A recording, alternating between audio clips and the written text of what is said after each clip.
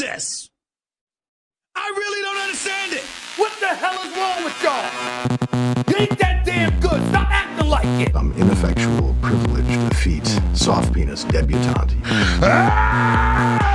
Stop right there. Stop. No. We think it amazing. Welcome, everybody. Signed, sealed, delivered. A song and album released by Stevie Wonder in 1970 perfectly describes the fate of the Australian Test side. Australia lose to India by 295 runs in a beatdown of the ages. And while we mentioned Stevie Wonder, we should also mention Smith and Labuschagne's contributions. Mitch Starc looked clinical on day one and then told Harshit Rana that he bowls quicker than him and has a long memory, only to bowl one for 111 in the second innings and not bowl a ball to Rana. I think every 45-year-old watched Australia lose with a big smile on their face, with the assumption that this is the beginning of the end for Cummins the Conscious and crew. And if it isn't for poor performances, it will be because everyone, bar McSweeney, is 30 or older. Oh, and did you see Bancroft scored a ton today? We're going to talk about the Test match, we're going to talk about T20 series, and some other bits and bobs as well. Nathan, how are we? I could probably only describe my mood by two words. Summer's back. Or at least that's how I felt on Friday, from the hours of 1:20 Australian Eastern Daylight Time till I'm gonna say around 5:50 Australian Eastern Daylight Time, of course. During that period where India got bowled out for 150, I was watching Mitchell Starc, not wind back the clock because he's always been pretty good. And watch Josh Hazlewood, miss his length a little bit early on in his first spell, but then come back and, of course, in typical Josh Hazlewood fashion, make me feel things that I wanted to feel. Pat Cummins being the worst of the bowlers, that was new, but also meant that it was slightly refreshing not having it being Mitchell Starc and the pylon being, if he just finds some control or, all that sort of usual rubbish you get. And then Nathan Lyon was Nathan Lyon, always reliable. That's how I felt. I felt nostalgic. I felt, summer's back. I actually said it in the office maybe 10 times in the space of 3 hours, at least 3 hours. And then weirdly enough, when I came back in on Monday, not a word was spoken about the Test cricket. And it's not really hard to see why. When some bloke whose name I can't say scored 160 runs, and I've never seen him before, So there's that. No, look, Jaiswal played a hell of an innings. I'm feeling pain. I'm feeling like this team that I once thought was absolutely unbeatable is now washed like Aaron Finch has been in the Melbourne Renegades the last couple of years. It's that sort of energy right now. Steve Smith and Marnus Labuschagne have eyes painted on. Usman Khawaja, he's too complacent in the team. Travis Head is now the focal point of the Australian batting lineup, which is weird to say, but it's true. And the bowling attack, I give him a pass mark.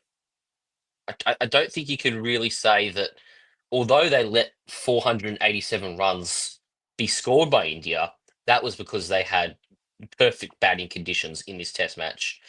For that second innings, Australia's batting let us down. Yeah, there you go. There's our review. No, obviously, yeah, Australia started off really well, bowled, I think, magnificently in that first innings. The pitch was definitely interesting. We were told all these things about it, and it was sort of a green top day one when you look back at sort of how the pitch looked day one compared to day three. And I think that's probably the reason why India got out so quickly, and then Australia ended up 7 for 60 odd, however many we were at the time at the end of the day's play. I agree with the sentiment, batting let us down. You mentioned Smith and Labuschagne's eyes being painted on. I think that's a sentiment we can sort of get behind at the moment after Labuschagne let his front pad get blown off twice. Admittedly, that ball from Boomer was pretty good, but no shot off it, which is certainly interesting. Yeah. We'll dive into a little bit more, and we'll sort of start off with the Test debutant, Nathan McSweeney. He got a pretty good ball from Jasper Brummer at first innings after scoring 10 off 13.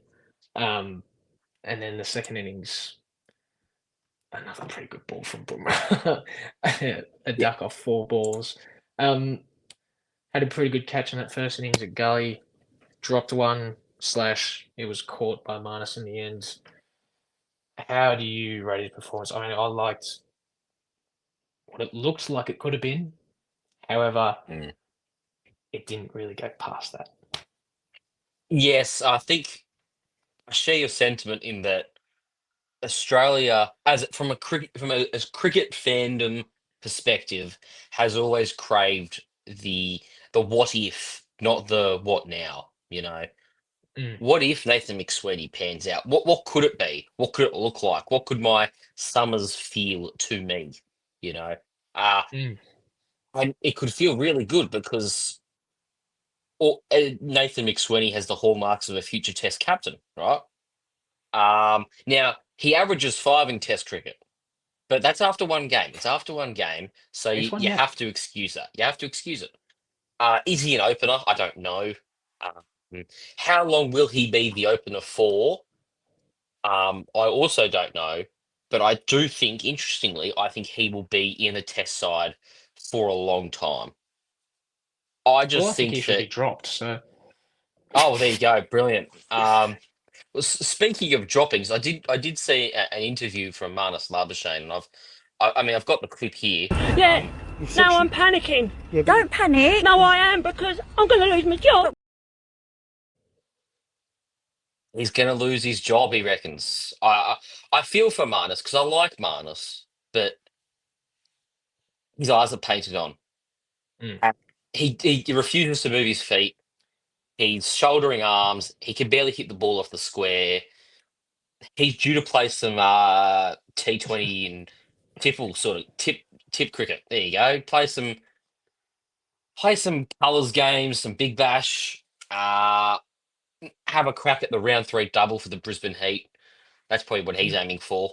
And then, yeah, who knows? Maybe he'll work his way back in. But Marnus, I saw an interesting quote today from Marnus's not mental health coach, but mentor, I think is what it was, saying that a lot of these batsmen tend to have a form slump at age 30, Mm. all of them. Now, I went away and I thought about that. And I immediately thought of 2 batsmen who didn't have form slumps at age 30. Uh, one of them was David Warner, which was mainly because, you know, he scored 300 at the age of 30 or something stupid like that, Against um, Pakistan. against Pakistan.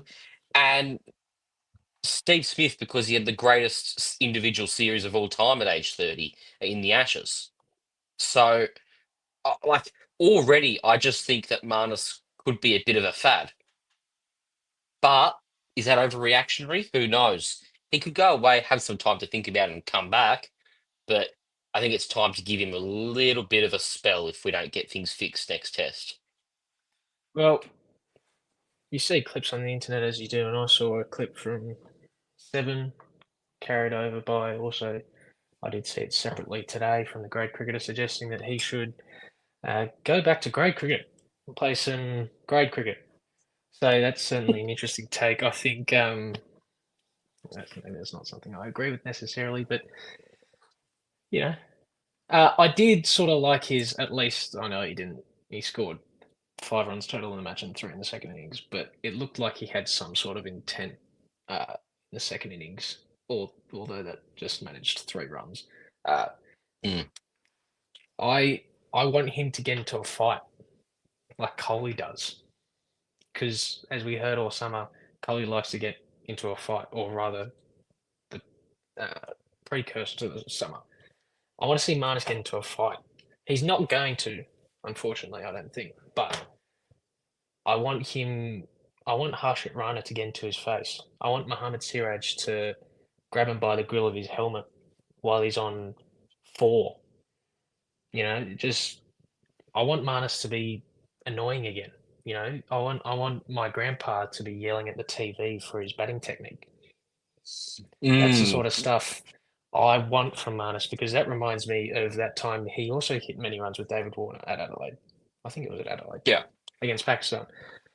Um, yeah, talk about McSweeney a bit, talk about Labuschagne. We'll also talk about Smith. He looked positive in the ODIs that he played against Pakistan. 17 in the second innings from Steve Smith and a golden from, again, we'll talk about this guy time and time again when reviewing his test match, but popped a pretty good ball from Jasper Brummer in the first innings for a golden. Again, it's just, I don't, we can say that, you know, there's a problem, but what's the Mm. fix? Like, Well, you look at these guys and you think, is there a better 4? There might be a better 3. There might be. There might be, and I'm mm, just sort of off the top of my head sort of stuff here, but what are you gonna do? It sounds like you have something you wanna say, so I'll hand over to you. yeah. It was one of the better looking 17s in recent memory for me. I mean, he was locked in. He was. I think you said that actually. It was one of the better looking 17s you'll see. No, I think it that's was what you. you It said, was. I'll and that's say very it was you. concerning. Um, Wee-yaw. yeah, there you go.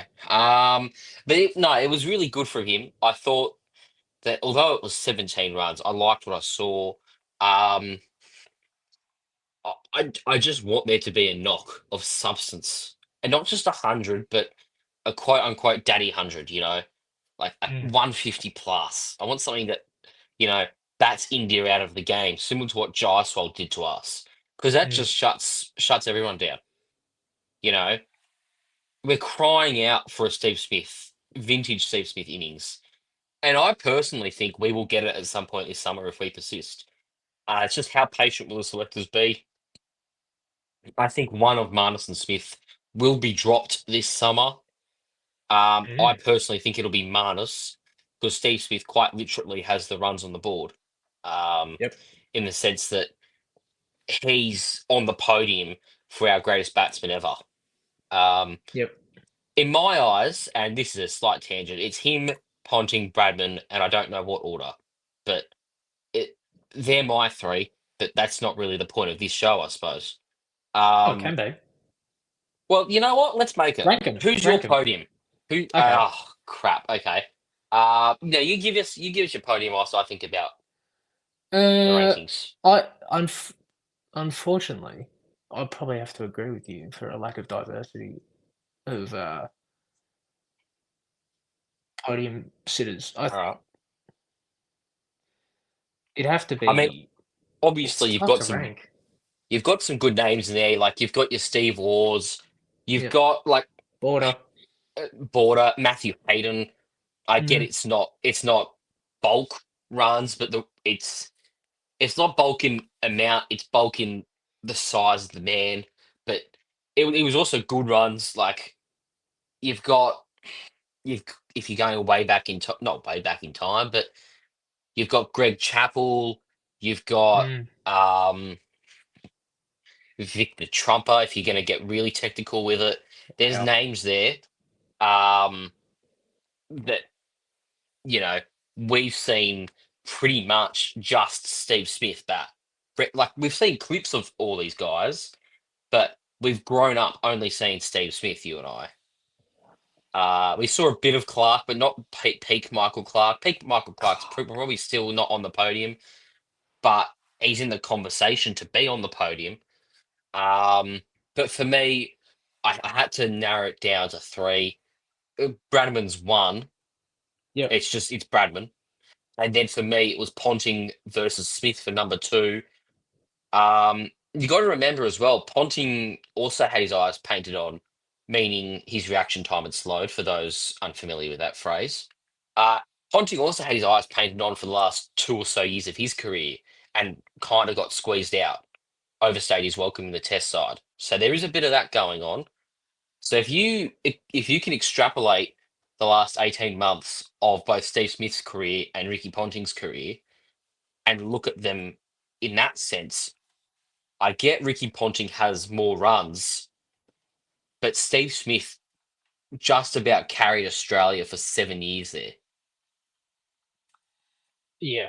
Obviously, you think of Steve Smith, you think of that rich vein of form in the Ashes in 2019. He obviously, But not just 2019, just from years 2014 to 2020, yeah, even with a year out of the game, he was one.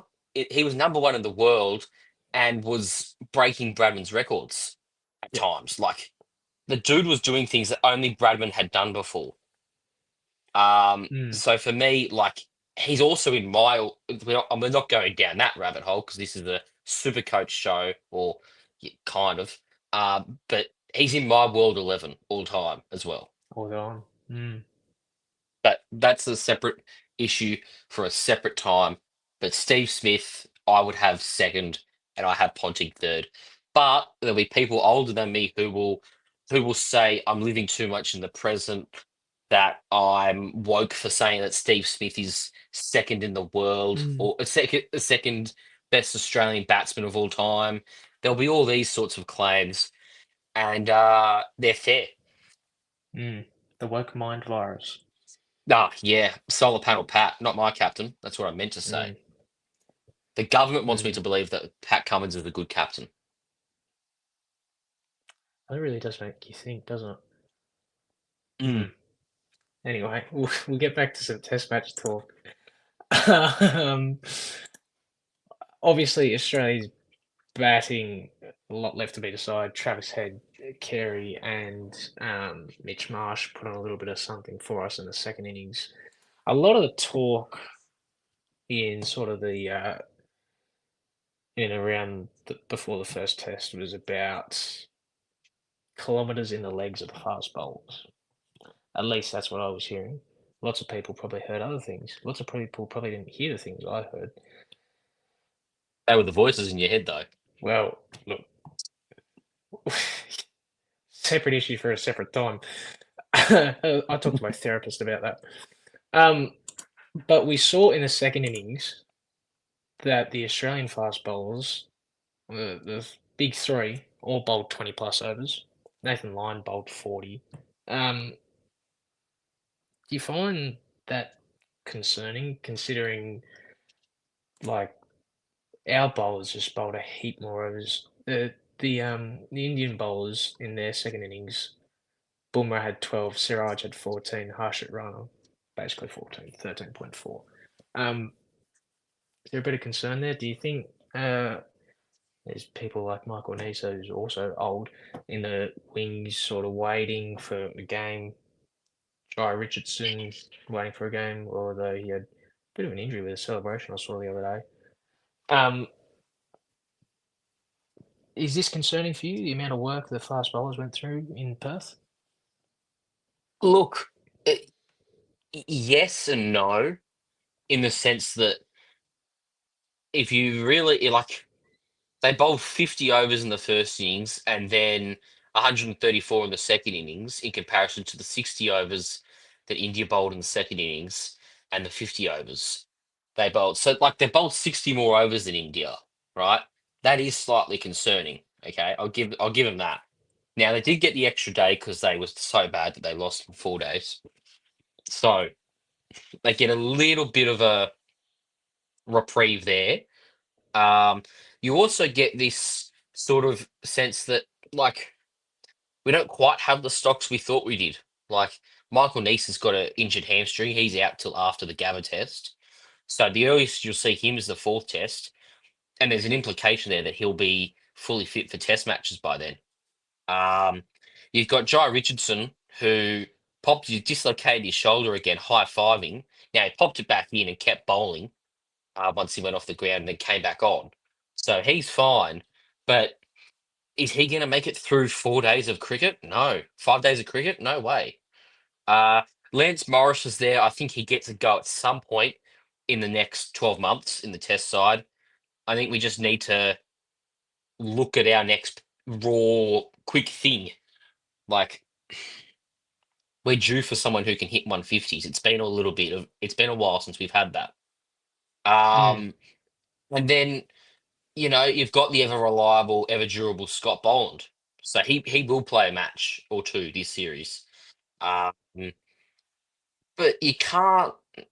mm, it's a lot harder to replace these guys than what we thought it was because you've got injuries that are occurring to our depth. You've got genuinely like the the main problem is that this team's been so good and so stuck together for so long that no one's really had a go. And we're at the point now where um, the gap between our best 11 and our backups is so wide now that we can't actually afford to use the backups. Yeah, I think we saw that a little bit in the one-day series, in those last two games where we brought in sort of quote unquote the B team, as it was called, and we obviously lost those two ODIs. Bit different for the T20 series. I mean, the again B side played all three games and won all three. Um, yeah, couple of Ks in the legs of these fast bowlers now. It could show some concern. Some mentions during that T20 series. Spencer Johnson had some hopes for red ball cricket. I don't know if there's something there for him, but then there might be. I don't know how early I'd be pinning that, but it was mentioned. So obviously, I mentioned at the top of the show that Cam Bancroft did score a ton today in Oh, Adelaide. and the man with the highest test average for Australia, Curtis Patterson, also been in quite good form. Just for a reminder, he averages 144 in Test cricket. So Mm, um, I'm not giving you false information. Um, against Sri yeah, Lanka. yeah, at Manuka Oval. So is Mm, it twos? Is it twos? It's probably twos. But look, I think he'll. I, it's hard to tell, but he's firmly in the mix. He's close. He's a lot closer to the Test side than most people are willing to admit. Him, Bancroft, um, Constus, and Inglis are there or thereabouts.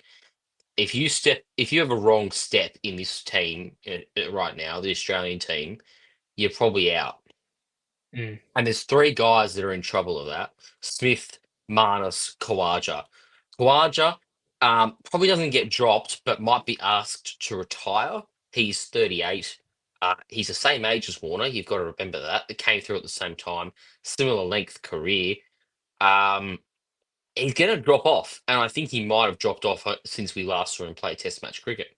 I think that gap between New Zealand and this test match just gone of around 9 months to 10 months, um, he, he might be rusty and the rust just might be baked on. He might not actually come back to what he was before. There is a bit of that. He's 38. He's going to have to regress at some point.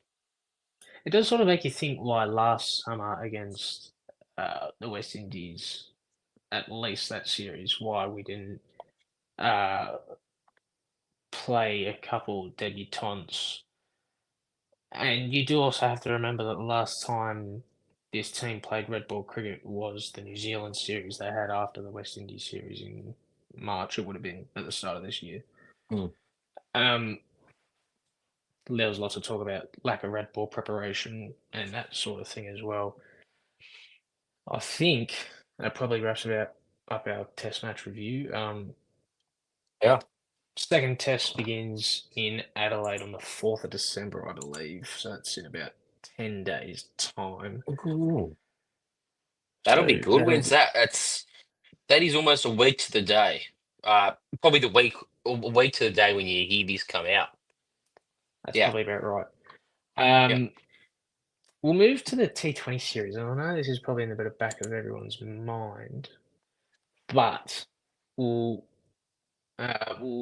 look over it because it has a bit more of a Supercoach implication than probably what a test match does, unless you're Marnus Labuschagne, who's going to get dropped and play for the Brisbane Heat in week 3. But Mm. we'll talk about the T20 games nonetheless. In game 1, they played up at the Gabba, as we all remember, and we all had to wait about 4 hours for a ball to be bowled. Then we got a 7-over game. 7 overs aside of just it was a bit of a weird game, which is just sort of is understandable. It was a 7-over game, and Australia won pretty convincingly with Glenn Maxwell batting. He hit some unbelievable shots against these Pakistan bowlers. I mean, 43 off 19.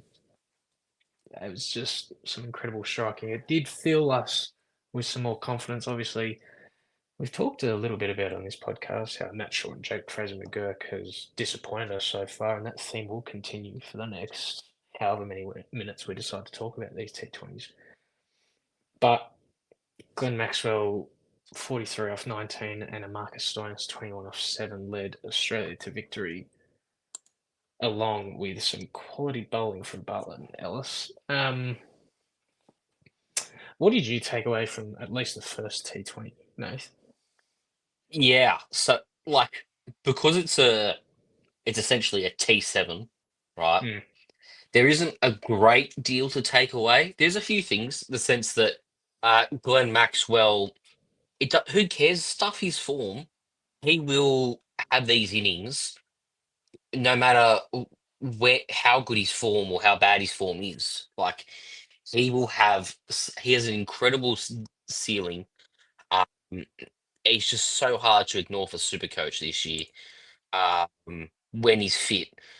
And then on the bowling side, like, it wouldn't shock me if Xavier Bartlett yet again is the leading wicket taker in the BBL. I think he's not far away from being the next man up in the ODI bowling attack. Like him, Ellis, and Johnson could be the next wave. I think that is up there in international cricket already in pace attacks. It it's strong to say, but I really like that trio for Australia for a long time. Yeah, big fan of Spencer Johnson. The Mild Thing is a nickname floating around. Like Crash Craddock, I think, said Interesting. that on the back page. So take that. The Mild Thing. I didn't like it on my ears when I was listening to it.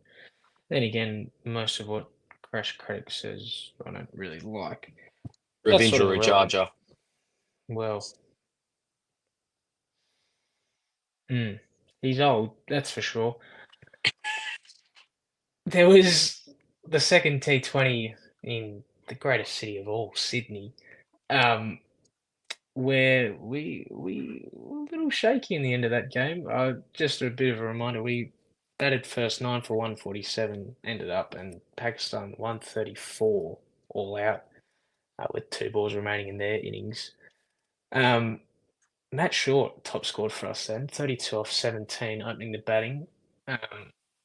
With Jake Fraser-McGurk, 20 off 9. Better. Yeah. Yeah. Still could have gone on, but it was better. So there was that. And then it was just a bit of a scatter of runs from everybody. Maxwell had 21 off 20, and Aaron Hardy had 28 off 23.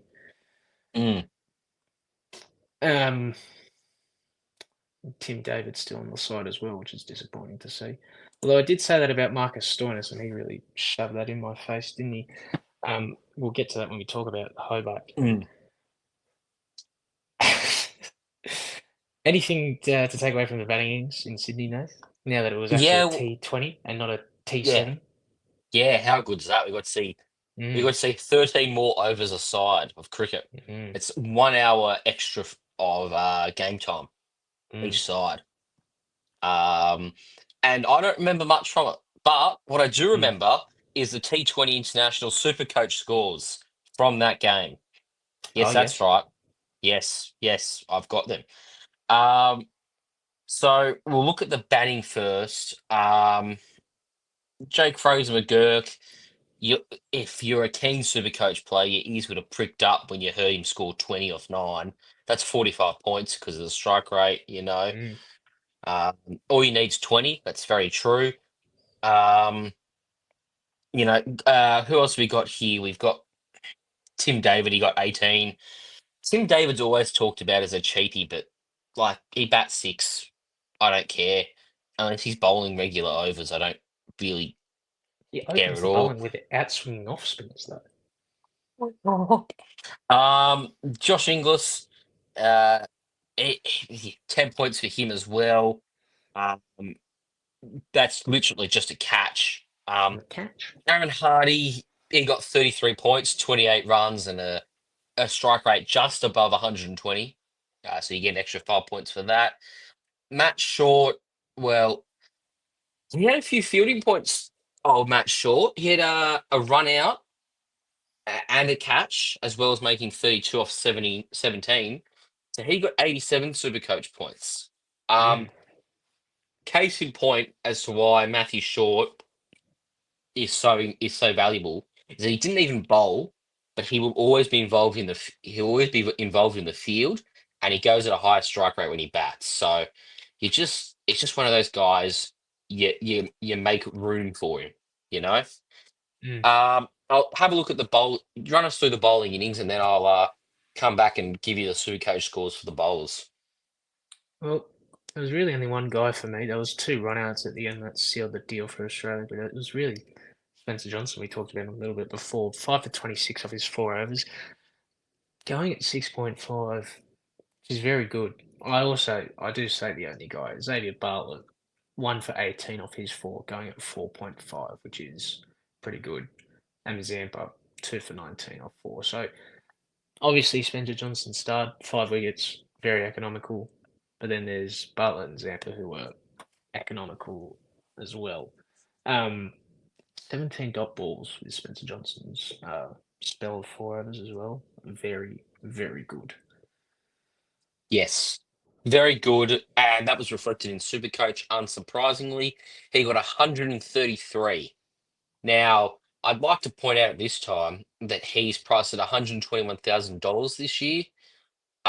Very cheap. Now, the only thing with Spencer Johnson is that he's had these sorts of performances leading into the Big Bash last year, and he didn't really deliver, hence why he's priced at 120,000. Now, I I dare say that he is constantly improving as a bowler, and that this year, maybe just maybe, he's in amongst the wickets again, or even more than what he was last year. But for me, I've got eyes on one bowler in this game, and that is Xavier Bartlett. He is a stud. We talked about him just before. He got 78 in this one. Um, you know, and like, what did he do? He scored 5 off 9 with the bat. That's a bit of a shame. Not much there, but you're going to get innings from him. And one thing I'd like to point out as well is that he will be a mega pod to start the year, and he's batting 7, and he's batting 7 because you've got no Michael Nisa early on. If you're feeling brave, I think Xavier Bartlett's a really good pod. We'll get to that when we do the team previews, but yeah, Remember Bartlett's a Jack big one for Wildermuth? me. I remember Jack Wildermuth. I also remember that he played a game for Australia. So did Yeah, Nathan Reardon. and Sam Heslett. It's Yeah, because of the just Brisbane making. bias, in my opinion. Yeah, I'm just making you feel some pain. I'm really making you bottle up like this. Uh,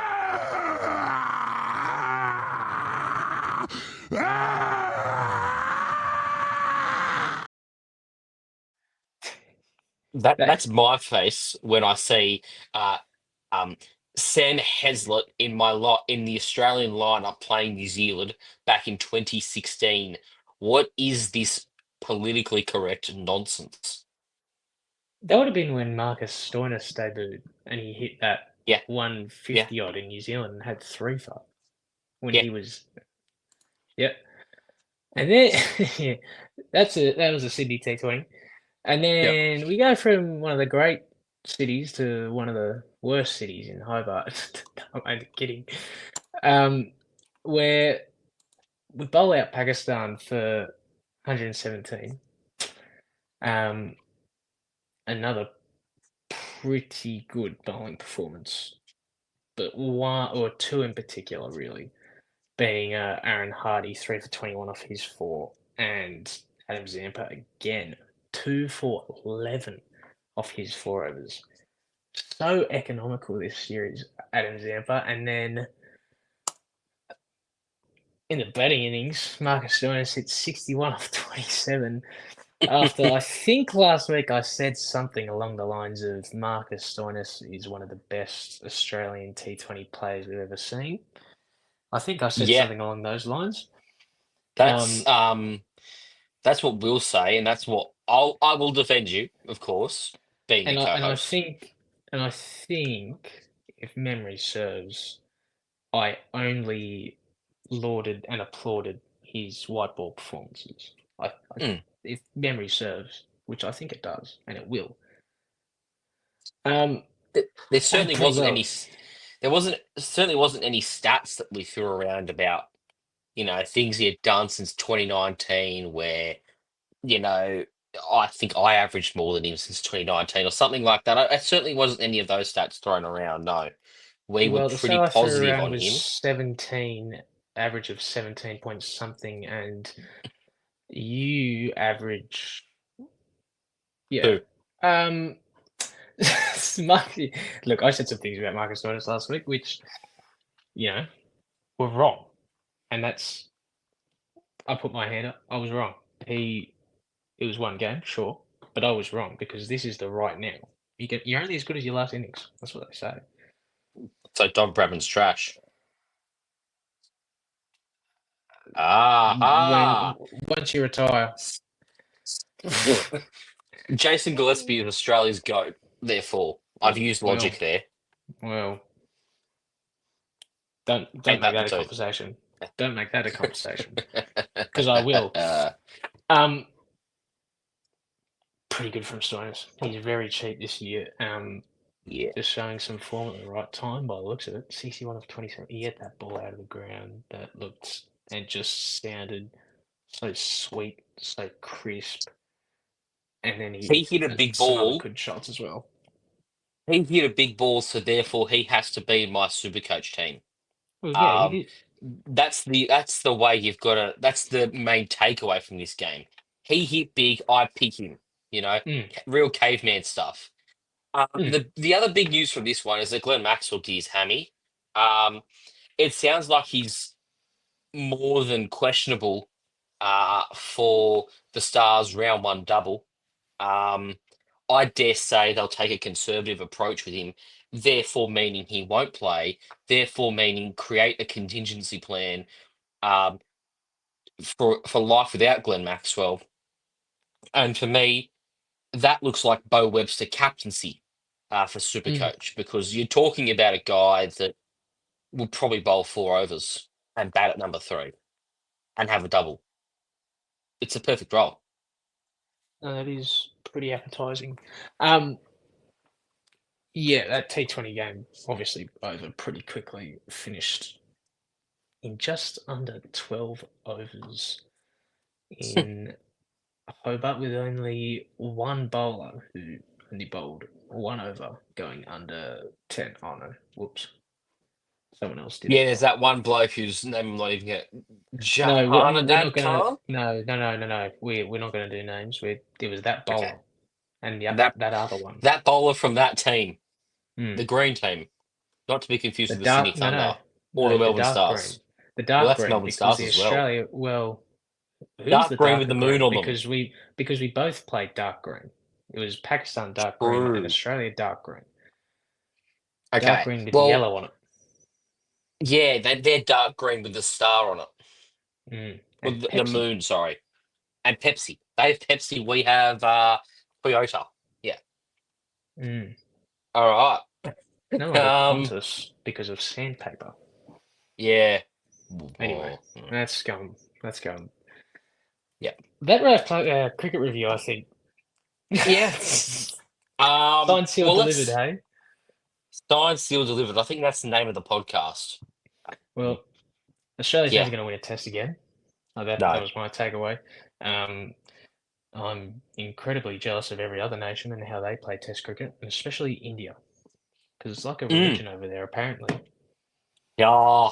Yeah. It's like a I mean, religion. it's such a correct analogy, isn't it? Like, Mm. so true. That's really clever from you, actually. I've never heard that before. Yeah. They think it No, it's amazing. No, it is. That wraps it up here. That's our cricket review. We'll do some more of these where needed. Because of the lack of international white ball cricket, we might just be test related, but we'll see how we go with that. Mm. Thank you guys for listening. Hit subscribe, hit like, do whatever. If you hate Australian cricket and Pat Cummins, Captain Woke, then subscribe, like, please. Join the revolution. Yeah. Kick him out. I don't want him anymore. And even if you do like Captain Woke or Solar Panel Pat or your choice of nickname for Pat Cummins, aka Cummins the Cider, conscious. Cummins the Conscious, yes, the Awakened Cummins, Mm. the list goes on. The point being, we could do with some subscribers. Just do it anyway. Like, please, yeah, Please. yeah, I yeah, do asked it. nicely. Yeah, I get my yeah, thing. yeah, yeah. Mm. That's exactly right. I ask, I get, you give. Please now. Mm. I'm gonna end the podcast there. Mm. Thanks for watching.